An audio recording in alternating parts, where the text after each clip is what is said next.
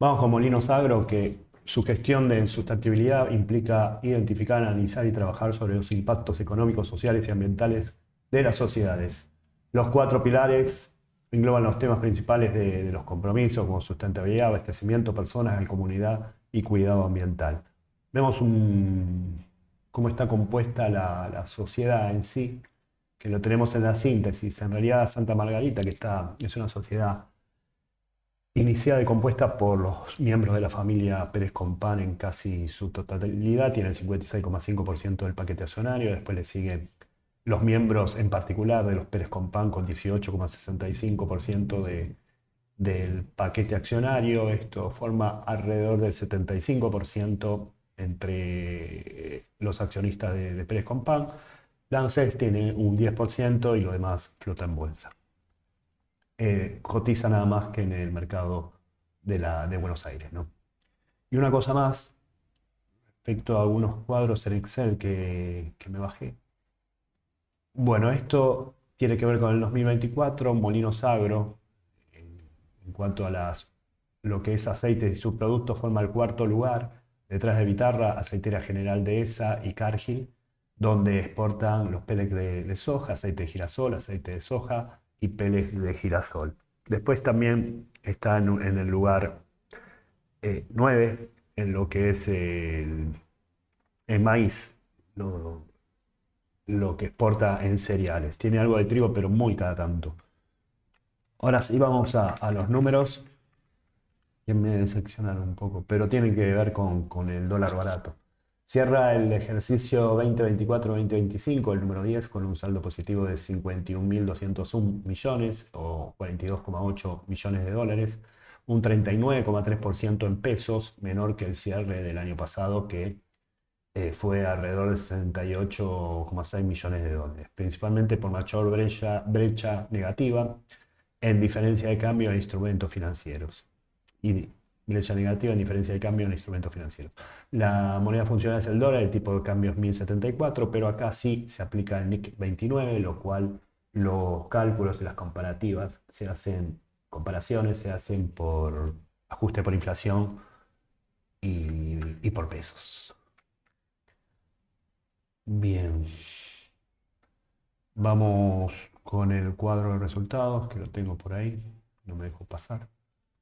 En la página 39, donde vemos que el resultado operativo es mucho mayor del año pasado, pero por influencia de diferencia de cambio, ya que los pasivos monetarios se licuaron en sí, porque la mayor parte de la deuda y la mayor parte de las transacciones la hacen en dólares, por lo cual al tener una devaluación mayor hay hay una apreciación en la licuación de pasivos. Bien, bueno, acá está la diferencia en sí. Viendo la filmina, el 16 del 1, recordemos que se repartieron dividendos por 1940 por acción, a los que se percibieron en dólares fue 1,88 por acción en ese momento. En este periodo la sociedad trabajó bajo presión de cosecha por la reticencia de los productores con el precio impuesto, es decir, trataban de posponer lo que sea la liquidación, tratando de acopiarla lo más posible, ya que el precio, primero por el dólar, ¿no? Los costos se le iban al carajo, para así decirlo, y después los precios en sí de las oleaginosas, que fueron bastante más bajas, sobre todo la de la soja y los peles de soja.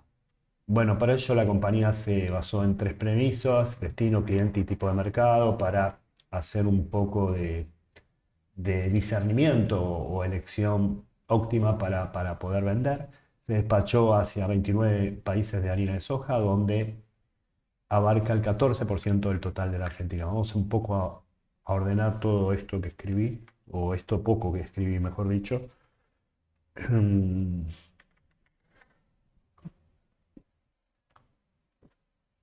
Bueno, primero, esto va de los dividendos, 7 y 8. Tenemos que, desde el punto de vista de la comercialización de productos secos, como la harina de soja, la sociedad mantuvo el foco en abastecer a clientes independientes de escala relevante, es decir, hizo una selección de venta para poder acopiar el resto y no vender tan barato, como hizo, por ejemplo, Adecoagro con la caña de azúcar, que en vez de vender azúcar por tener poca molienda, vendió etanol, que lo tenía almacenado en sus tanques. Bueno, lo que buscó una buena diversificación en base a tres criterios. Entonces, para vender se basó en el destino, que sea en otro país, clientes y tipo de mercado, lo cual la exportación en facturación está en más del 90%. Se exportó el 14% de la harina de soja total de Argentina y es el 5% casi el consumo mundial de este producto. En cuanto a lo que es el aceite de girasol, com- compite con el aceite de palma, pero cuando hacemos biocombustible o biodiesel argentino, en India estuvo bien porque pasó del 35 al 40% del requerimiento de Indonesia, que es el principal consumidor, productor y exportador, pero con una disminución en la Unión Europea. Y en comercialización de cereales, a pesar del gran tamaño de la cosecha de maíz, el ciclo comercial de cereales fue negativo desde los volúmenes y rentabilidad. Bueno, la sociedad hizo valer su flexibilidad y llevó el programa del maíz al mínimo, evitando así perder más por vender justamente y tener mucho más costo. Entonces fue más otra vez discerniendo lo que vendía y fue un 50% de lo presupuestado vender al plan original y concluyendo el ejercicio fiscal con aportes fijos neutros en lo que es cereales. Los ingresos por actividades ordinarias arrojan 3.038 billones, una suba del 16,9% interanual. Los costos subieron un poco más, 17,7, dando 2.965 millones. Los márgenes brutos son muy acotados. El margen de EBITDA, gracias a este tipo de elecciones para la venta, fue casi el doble del año pasado, 0,83 contra 0,42 del año pasado. Las existencias dan 133,3 billones, bajando un 11,7% en el ejercicio. El año pasado habían bajado lo mismo, 11,9. O sea, el trabajo de inventario se trabajó igual. Bueno, viendo los EBITDA, tenemos que en dólares dieron iguales 0,8, pero es mucho menor al promedio que veníamos conllevando en los años anteriores, pero 100 pesos fue el doble de mayor como anticipamos. En cuanto a otros ratios que tienen que ver con esto, tenemos que el resultado operativo subió en 4,2 millones, 4,7 millones de dólares, pero sigue siendo menor que en el promedio de los últimos 5 años, mucho menor, o sea, menos de la mitad de este promedio. El EBITDA, bueno, fue el peor de los últimos 5 años, siendo por lo menos la mitad del promedio.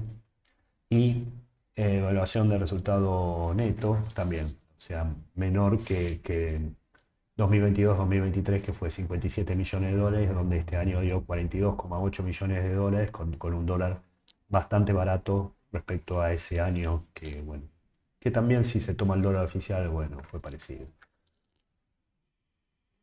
Después, las existencias. Bueno, acá no hay mucho para agregar, bajaron lo mismo, 11 y pico, y está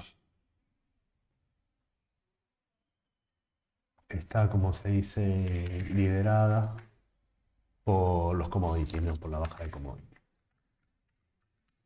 La factura por venta de oleaginosas y derivados industriales, que es el 92,1%, suben un 29% anual. El segmento cereales baja un 44,4% por lo que dijimos del maíz. Además, tiene resultados operativos negativos y resultados brutos casi nulos.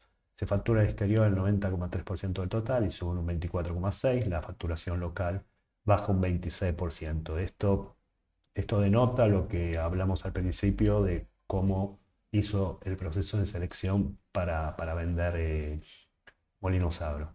En sociedades tenemos que los holdings de bioenergía tuvieron una brecha positiva de 4.282 millones, haciendo que el déficit sea solo de 168 millones de pesos contra 4.112 millones de pesos del año pasado. La evaluación es de 3.258 millones, una suba del 8,3 anual. A ver qué tenemos. Tenemos los cereales que bajan de 430 millones a 239 billones. Esto da un margen bruto en cereales 0,5, el año pasado fue 3,3. En lo que es oleaginosas baja el resultado operativo. Y cereales, como vemos, bueno, esto, como dijeron, casi nulo, de 3,3 a 0,5 el margen bruto de 3 a 2,6 respecto a las ventas. Esto da 2,4 y 3,1 respectivamente, 2,4 este año y 3,1 el año pasado.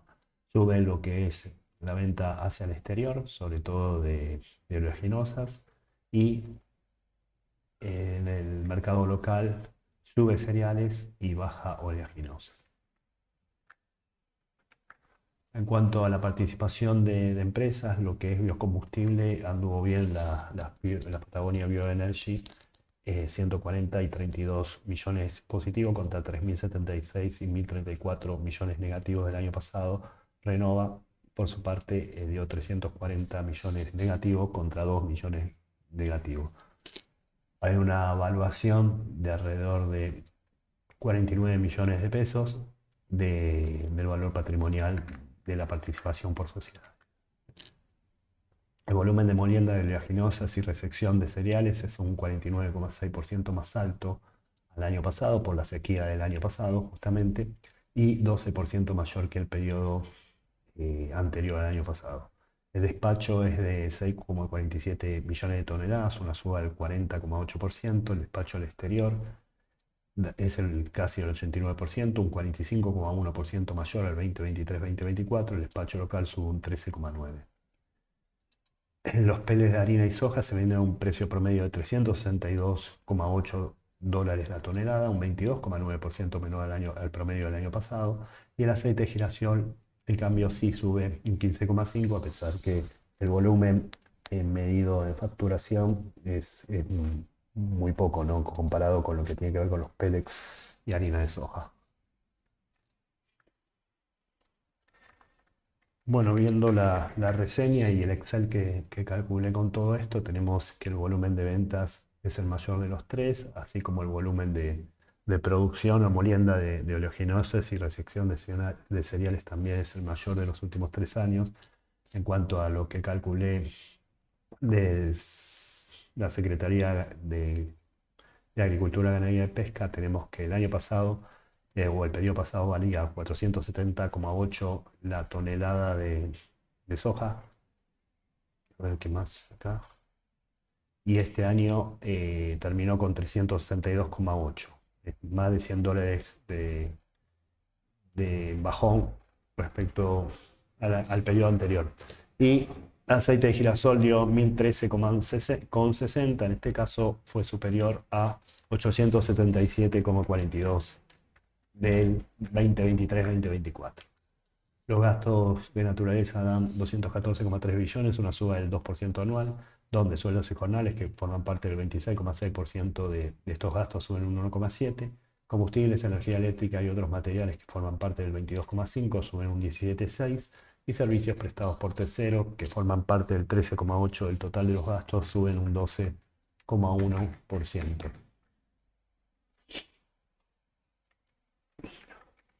Tenemos los gastos, bueno, es parecido en lo que es sueldos y jornales brutos. El combustible, energía eléctrica y otros materiales sube alrededor de 7.200 millones de pesos y servicios prestados suben más de 3.100 millones de pesos. Los saldos financieros suman 42.401 millones, un 74,1% menor al año pasado, por brecha negativa en diferencia de cambio, por lo que dije, licuar pasivos financieros por inflación respecto a la evaluación del dólar. La deuda financiera arroja 252,7 billones, un 20% mayor al inicio del ejercicio 2023, en realidad mayor al ejercicio, ¿no? El inicio ejercicio 2023-2024.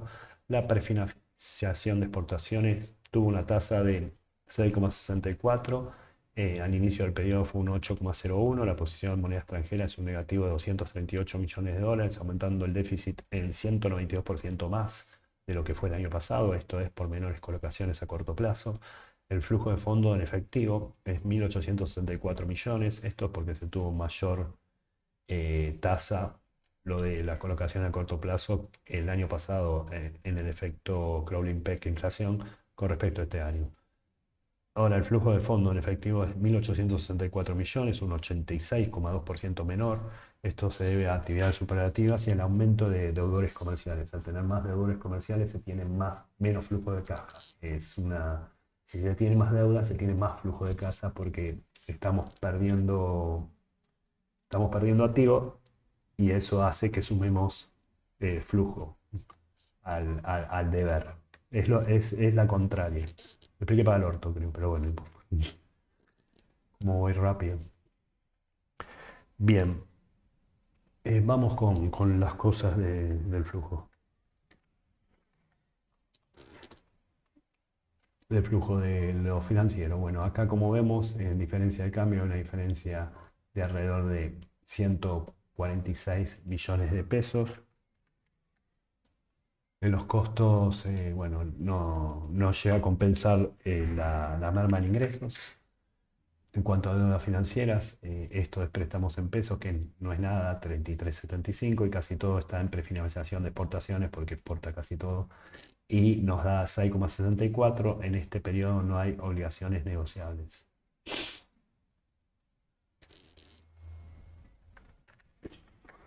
Después en posición moneda extranjera tenemos que las colocaciones a plazo da 41,1 millones de dólares el año pasado, que lo tengo por acá, lo tengo acá. Acá lo tengo, eran 105 millones de dólares, es decir, 2,5 veces más el año pasado.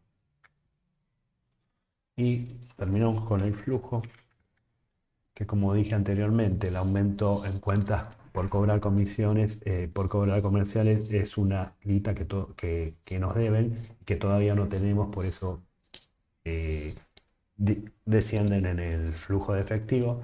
Esto suma 47.222 millones, 222 millones en lo que es el aumento en cuentas a cobrar comerciales contra 6.749. Otro factor fue la distribución de dividendos, que fue alrededor de un 40% más que el año pasado. El 3 del 7 habrá asamblea donde se reasignará el resultado de este ejercicio, aumentar la reserva de utilidad teniendo en cuenta el reparto anticipado del mes de enero. Ahora vamos a ver el cuadro del patrimonio neto y cuánto todavía queda distribuir y cuándo deciden distribuirlo. Generalmente lo hacen en el tercer trimestre. Se espera para la compañía de soja en torno a 6% menos que la cosecha anterior, así como el maíz 5,8% menos. Para el 2026 se incorporará más capacidad para la molienda de girasol.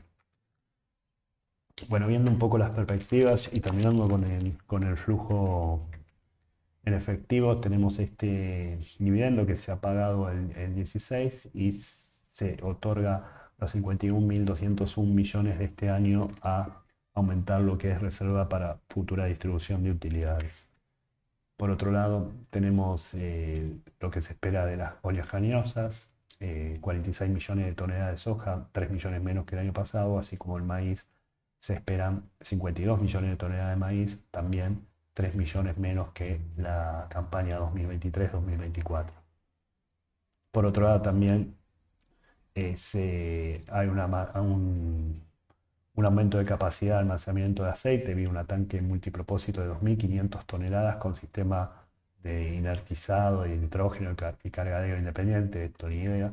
Pero bueno, va a haber también un proyecto que se centra en la instalación de 3 prensas que incrementa la capacidad de molienda por día y que esperan obtenerlas operativas en enero del 2026, que corresponde al próximo ejercicio que empieza que empezó el 1 de abril de 2025. Por último, viendo lo que queda por repartir, es el saldo de 80.928 millones, que corresponde aproximadamente a 1.652 pesos por acción en el caso que repartan dividendos, pero suelen repartirlo, así que lo van a hacer. Lástima la, bueno, las ganancias y todo eso, o sea que han disminuido. La liquidez va de 1,10 a 0,88, es una mala noticia porque pasa de capital de trabajo negativo. La solvencia de 0,33 a 0,21. Lo que digo de repartir dividendos es que no van a repartir todo, van a repartir una parte, a eso voy.